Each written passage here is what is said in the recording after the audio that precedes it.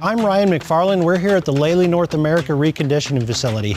I'm going to show you around what the robots look like when they come in versus when they come out. As you can see here, this is how they come into us. You can see a very dirty robot here. Not only the dirt that's on it, but you can see on the inside of the robot here, we have quite a bit of wires and hoses that need some adjustments. We're going to go around here to the beginning phase of the process where we start the disassembly of the robot. We begin the process of removing all the components that we're either going to replace or remove from the robot.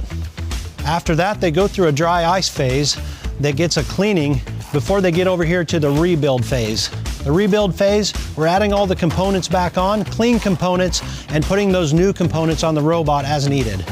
After that, we're making our way to the final prep before it goes into test. In this final prep, we work on adjusting any wires that need to be done and making them look as they should when they come out just as a like new robot.